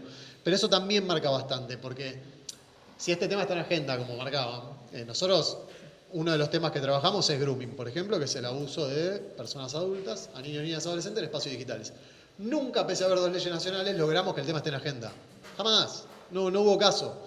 En este caso, muy rápidamente, se puso en agenda el tema de las apuestas online y creemos, también manejamos la hipótesis y creo que se va confirmando lentamente, que tiene que ver con que atacó el bolsillo. Y que hoy el bolsillo, más allá de este caldo de cultivo que es Argentina, permanentemente nuestras crisis económicas para esto son maravillosas, para el desarrollo de estas actividades. Más allá de eso, esto del dios dinero y de los mensajes que reciben permanentemente los chicos de la plata fácil, la plata rápida, que si no estás en esa tónica, no estás en ese camino, te estás perdiendo de algo y estás haciendo un camino que no conduce a ningún éxito en los términos que ellos lo plantean, ¿no? que el sistema lo plantea. Otra cosa que nos surge permanentemente en las escuelas y que complementa bastante el estudio es que ustedes hablaban, ¿no?, de la industria del entretenimiento, está planteado desde ahí, ¿no? El tema apuesta, la publicidad, etcétera, etcétera. Cuando le preguntamos a los chicos por qué apuestan, muchas veces surge por aburrimiento. Como contraposición o no lo sé, habría que estudiarlo. Al entretenimiento, pero están aburridos, están con su celular en la mano, están haciendo un uso solitario, tienen su billetera virtual vinculada 2 más 2, 4, terminan apostando. Se pone muy en juego el sentido de pertenencia, la cultura de la influencia a través de la publicidad. Publicidades que nosotros como adultos, todos los que estamos acá, como personas adultas, muchas no consumimos y sí consumen los pibes, que son los streamers, los influencers a los que no llegamos. Yo les puedo nombrar rápidamente a algunos influencers que me van a decir no tengo idea quién es y tiene por ahí 2, 3 millones de seguidores. Lo mismo con streamers. Y se pone muy en juego el sentido de pertenencia porque, como decían, todos conocen o tienen un amigo. Amigos que cuentan y relatan experiencias, siempre casos de éxito. Así como los streamers o los influencers relatan casos de éxito, los amigos también relatan casos de éxito, como pasa en otros sentidos, ¿no? Para también profundizar un poco esto del signo de época, del sentido de época o de lo esperable que es lamentablemente que los chicos hoy estén en estas plataformas de apuestas. Yo hago un trabajo de campo cuando doy talleres en escuelas con adolescentes, que le pido perdón a los profesionales, pero es pésimo, porque es un trabajo de campo mío y nada más que mío, está en mi cabeza, no tiene ningún rigor científico ni nada por el estilo, pero yo lo traigo igual, que les pregunto porque quiero saber de qué manera ven películas. Les pregunto si les gusta el cine, sí, si ven películas de corrido, sí, si se van a ver una película sin el celular en la mano, ya un poco menos. Y finalmente les pregunto en qué plataformas o dispositivos ven películas. Y surge en todos los secundarios que recorremos de todo el país, están viendo películas en TikTok de forma vertical, en 80 partes, porque TikTok permite una cantidad de tiempo limitada de subida de video y las películas son largas. Están alternando esas partes, por ahí ven parte 1, parte 10, parte 8, parte 30. Lo están viendo a pantalla partida. Arriba la película y abajo un slime. No sé si saben, es el moco espantoso que quienes tienen niños, niñas lo sabrán, ¿no? O alguien haciendo alguna cosa por el estilo. Y las están viendo también en 2X, aceleradas. ¿Qué tendrá esto que ver con las apuestas? Creo que mucho, creo que tiene que ver con la época, tiene que ver con la forma en que los chicos y las chicas se están relacionando con la información, se están vinculando entre ellos. Permanentemente nos dicen, siento la necesidad cuando hablo con mi tía, con mi abuela, con mi papá, con mi abuelo, de acelerarlos personalmente, cara a cara, de apretar el 1.5, el 2X como WhatsApp. Pero para tratar de contrarrestar o de nivelar un poco este panorama, como decía Gonzalo, el estudio lo muestra, ¿no? Es un poco desesperante, ¿no? Para quienes trabajamos con infancia, con adolescencia, o quienes tienen familia, quienes tienen niños, niñas. Para contrarrestar un poco esto, para nivelarlo, creo que hay una oportunidad. Surge en el estudio también. El 70% de los y las encuestadas considera las apuestas como una problemática que debe ser tratada. Bueno, eso es una oportunidad. Podríamos simplemente, como decía mis compañeros de mesa, creer que esto es algo que viene dado y la época lo manda y es simplemente así y ya. O podemos ubicar este 70% de chicos, chicas encuestadas y decir, bueno, están pidiendo ayuda. Están pidiendo límites, están pidiendo una reconversión de sus vínculos con lo digital, de sus vínculos humanos a través de lo digital, de sus vínculos con la información, etc. Y creo, por último, que como hay una oportunidad y como hay que creer que hay una oportunidad posible, es que tenemos que pensar qué futuro pensamos y qué futuro le proponemos a los chicos y las chicas. Principalmente, yo hablo, pues, el público con el que más trabajo, los chicos y las chicas, y creo que es la principal preocupación de todos y todas, ¿qué futuro le proponemos?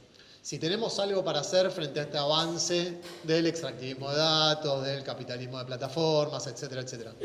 ¿Tenemos algo para hacer? Creo que sí, creo que este tipo de estudios, este tipo de iniciativas, que haya tantas personas a esta hora, con el trajín que tienen nuestras vidas, escuchando estas ponencias o esta invitación a poder pensar colectivamente, creo que es definitivamente por ahí y que de manera casi contracultural hay que insistir en proponer estos espacios, sin duda.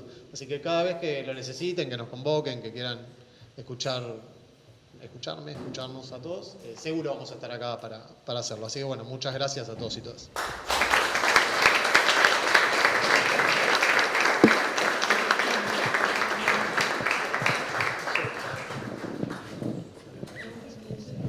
No sé si alguien quiere hacer alguna pregunta y si no... ¡Chan! ¿Alguna pregunta? Allá.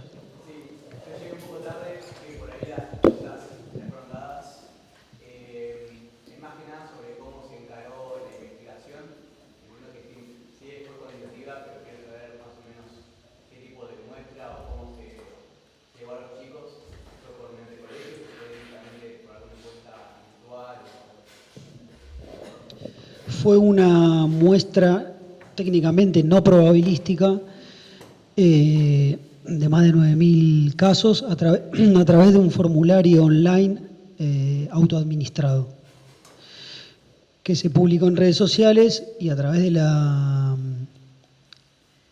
alianzas estratégicas, si querés, con escuelas, con clubes, partidos políticos, organizaciones sociales, universidades, se fue promocionando. Y bueno, en una suerte de espiral fue recolectando a lo largo de 3 meses el volumen de casos que tiene la encuesta.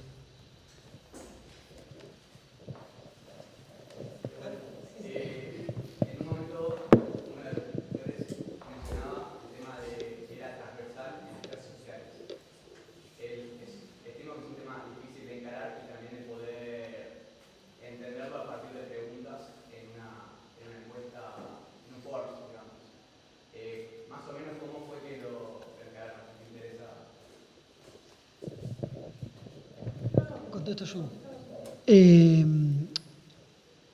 En efecto, digamos, la problemática tiene una transversalidad socioeconómica, porque lo que sucede es que en algunos estratos hay mayor incidencia de las apuestas y en otros estratos hay una violencia, si querés, del volumen de dinero que se apuesta. Entonces, no podemos decir que el hábito, este consumo problemático o el hábito de las apuestas crece con el nivel socioeconómico o decrece con el nivel socioeconómico, porque en algunos aspectos observamos que hay ciertos sectores que son quienes más apuestan, pero luego quienes apuestan más fuertes son otros sectores. Por ejemplo, en particular, los sectores medios empobrecidos son quienes se destacan por apostar más violentamente en términos de dinero, quienes apuestan más fuerte, mayor cantidad de dinero. Pero luego tenemos, como dijo ya Facundo también, y algo que se pudo observar con los datos del estudio, tenemos muchísimos casos que se destacan significativamente de adolescentes o sobre todo jóvenes universitarios completos, que luego la variable educativa tiene una correlación no digo directa, pero bastante aproximada con el nivel económico-social. Entonces, en definitiva, como un poco como dijo Facundo, es un problema que atraviesa a todos los sectores sociales, en algunos por algún motivo y en otros por otro, pero de alguna manera están todos involucrados.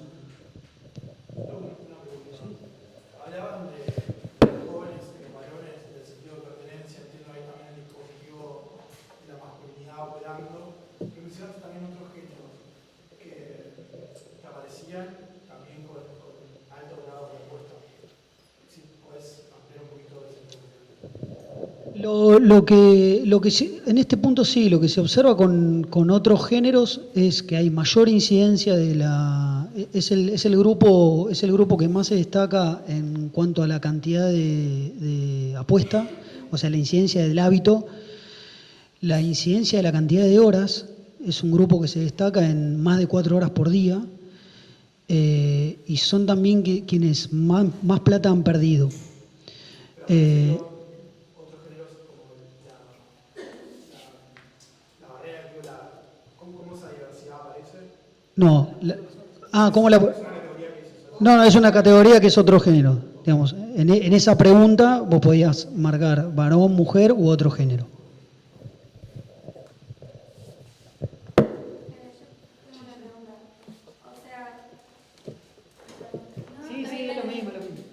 no, que quería saber un poco sobre, o sea, más allá de las medidas que se toman a partir de generar políticas públicas, me interesaba saber, más allá de la reflexión, por ejemplo, de la publicidad, si había surgido en el estudio o entre ustedes, mientras investigaban, un poco esta idea de cómo también fomentar ese pensamiento crítico en quienes están en estas situaciones, como parte de la prevención y también como parte de cuestionarse lo que están haciendo.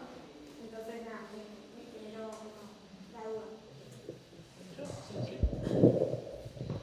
Sí, creo que tiene ese doble objetivo, ¿no? Este trabajo, una cosa, cuando arrancamos a trabajarlo y creímos que, bueno, nos dimos cuenta, por un lado que no había datos, por otro lado que no había regulaciones, ni en Argentina ni en la región, y por eso también cómo fueron migrando y cómo las grandes plataformas multinacionales, empezaron a apuntar los cañones para acá.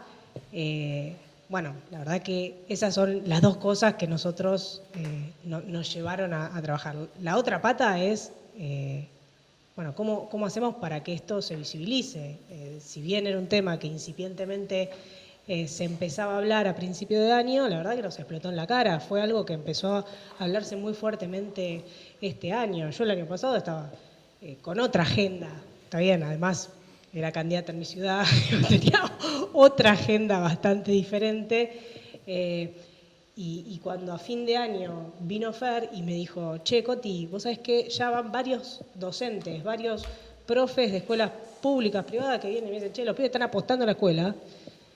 Bueno, fue algo que a nosotros nos rompió la cabeza y empezamos a trabajarlo, a empezar a hablar, a discutir. Nos empezó a pasar esto, que las primeras notas que dábamos en medios advirtiendo de algo que para nosotros, el mundo adulto, era algo que estaba muy alejado de lo que veíamos, y bueno, nos dimos cuenta que en los chicos había penetrado con una potencia impresionante, que estaba en todos los grupos de jóvenes, había chicos que apostaban, en la gran mayoría de los grupos de jóvenes. Hay uno de los datos que 7 de cada 10 chicos conocen a alguien que apuesta en su círculo, o un amigo, o un familiar, un primo, un hermano, alguien, de los que ellos se rodean en su cotidianeidad, está apostando. Más allá de ese 4 de cada 10 de que lo hace o que lo hizo recientemente, eso es algo que está muy naturalizado en los grupos de chicos.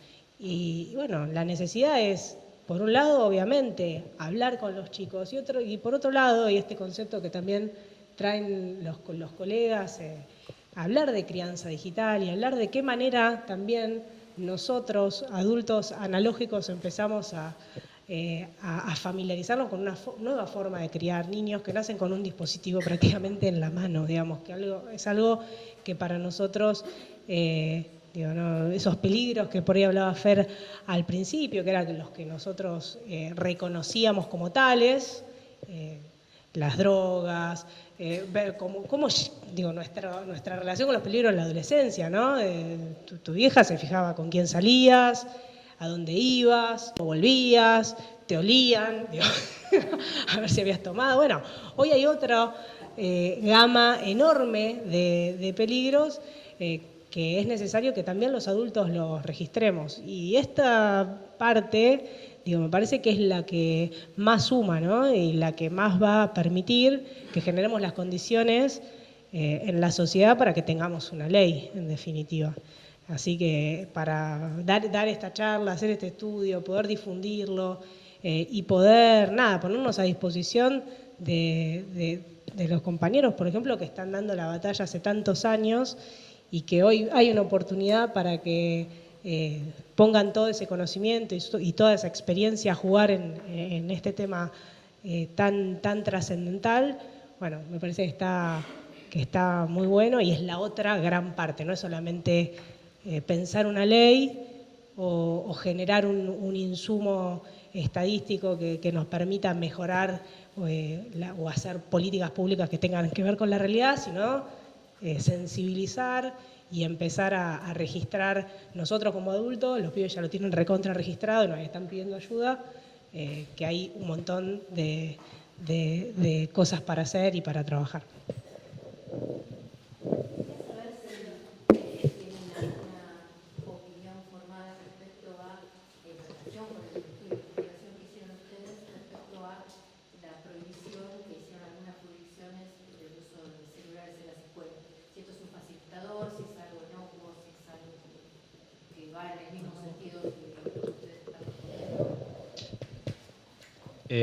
El uso del celular en la escuela hoy se está debatiendo un montón y es un debate que transversalmente también ocurre a la par de las apuestas online.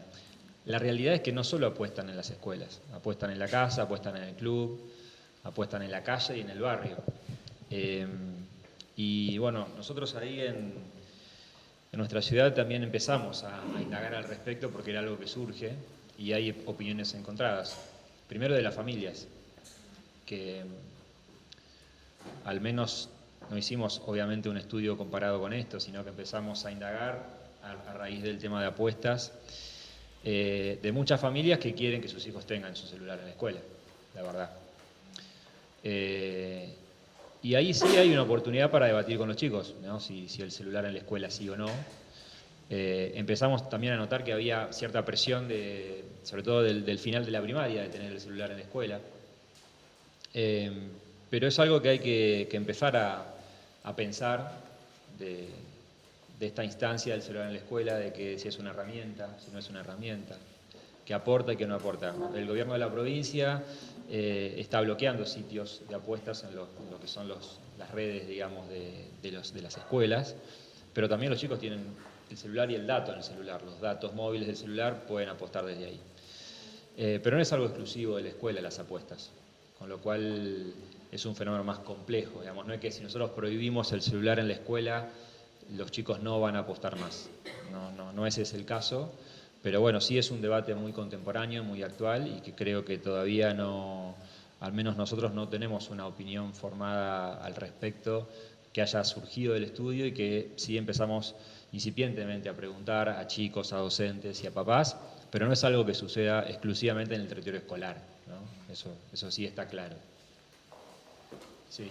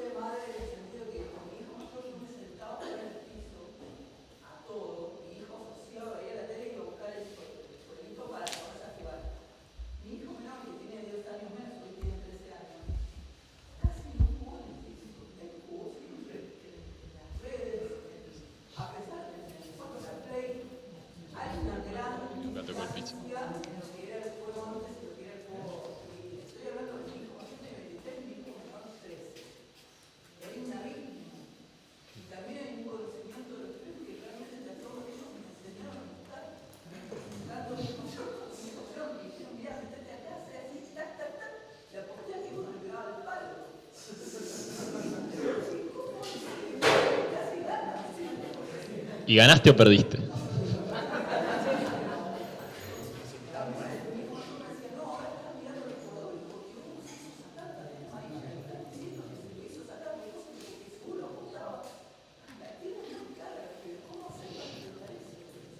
Sí, bueno, que la tienen muy clara es discutible, ¿no? Como esa es quizás una beta de entrada a la cuestión.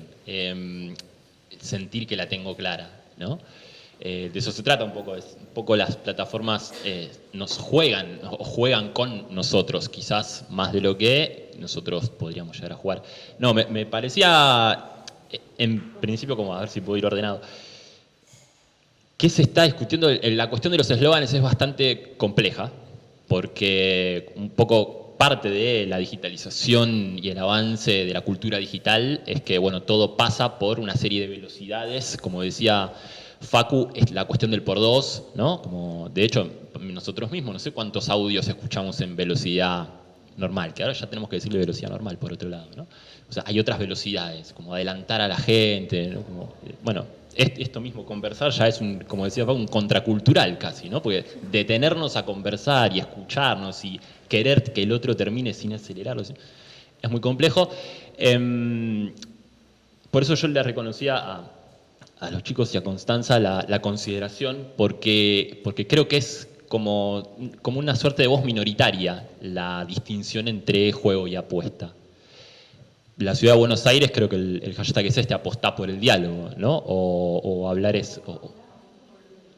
sí, apostá por el diálogo, ¿no? Como la noción de apuesta ahí sigue estando vigente, sigue sin ser discutida, sigue naturalizándose y perdiéndose, confundiéndose con la noción de juego.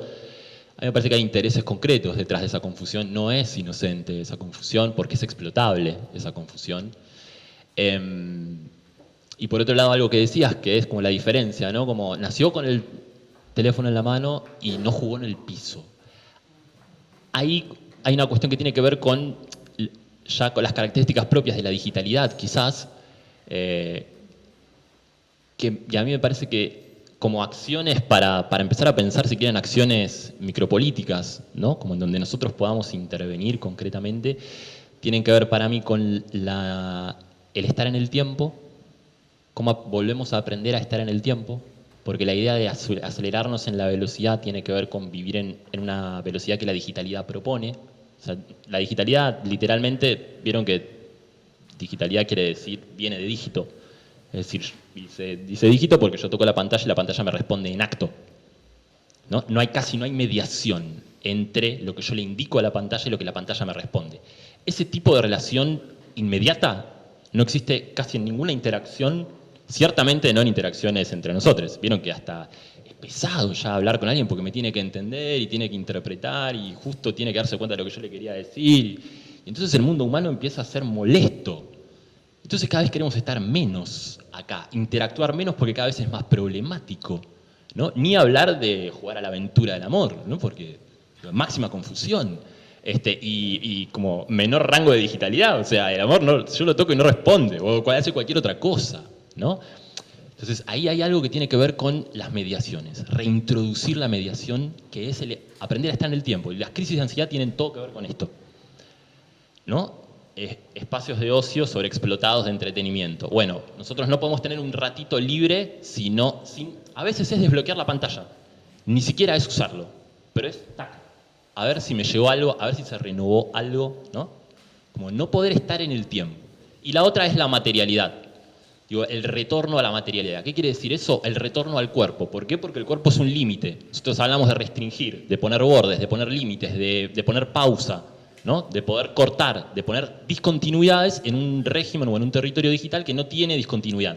Yo puedo estar todo el día, si quisiera, conectado, y la conexión es infinita. Las apuestas son infinitas porque puedo apostar a todo el mundo. Puedo jugar todo el tiempo. De hecho, el diseño de juegos está hecho, la mayoría de los juegos han suprimido la noción de pausa y la noción de guardado. Así que los juegos ya no son pausables y yo no guardo mi progreso sin perderlo, sino que en la medida en que menos frecuento el juego, más pierdo. ¿Se entiende? Entonces, eso es lo que se llama economía de la atención, ¿no? Como la guerra por la economía de la atención.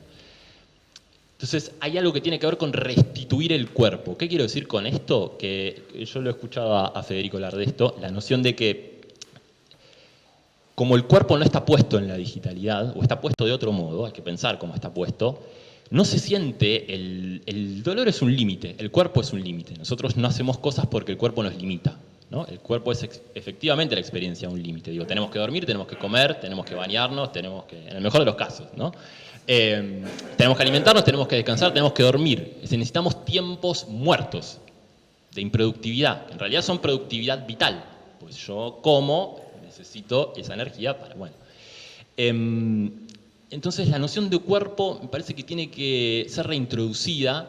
Eso es una sensibilización, ¿no? Sensibilizar es volver a recuperar el cuerpo o volver al cuerpo o reinstituir el cuerpo. Porque si nosotros no sentimos el dolor, y esto creo que tiene también que ver con la capacidad de, bueno, la capacidad no, como el endeudamiento en las apuestas, como no está el dinero, como uno no se da cuenta de lo que da, lo que pierde, no hay registro de lo perdido. ¿Se imaginan cómo iríamos por la vida si nuestras terminales nerviosas o si nuestra capacidad de sentir dolor estuviera anestesiada? Yo podría darme la cabeza contra la pared hasta descerebrarme y no me di cuenta.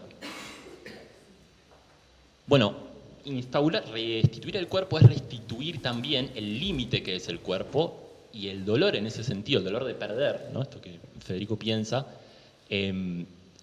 restituir el dolor de perder también.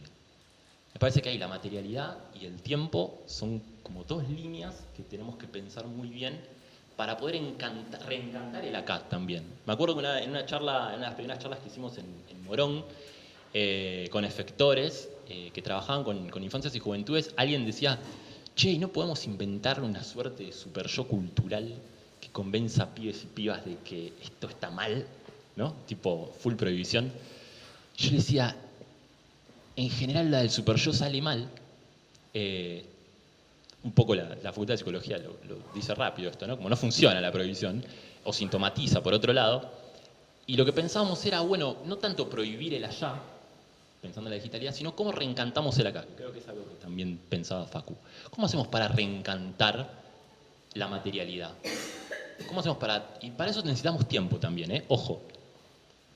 Por eso la idea de los espacios lúdicos, de restituir y de instituir espacios lúdicos, es espacios de tiempo. Digo, que volvamos a tener tiempo. Yo no sé cuánto tiempo tenemos. ¿La última? No, tenemos que cerrar. Pido disculpas, pero estamos al tiempo. Ahí yo cierro con esto. Quiero agradecerles a todos ustedes por estar acá, todos y todas, en este horario, en lunes tan tarde, al Sepia que lo grabó, a Facundo, a Gonzalo, a Federico, a Constanza, a Fernando y a Martín por presentarlo. Y quería decir que el informe, si lo googlean, está en internet, lo encuentran completo, las 113 páginas, Apostar no es un juego. Ahí lo van a encontrar, incluso en tiempo argentino está colgado entero. Sí, en la página nuestra de Instagram, ahí en el link que te aparece arriba, está para descargar y está toda... Sí, pueden descargarlo ahí. @apostar no es un juego. Muchas gracias a todos y todas.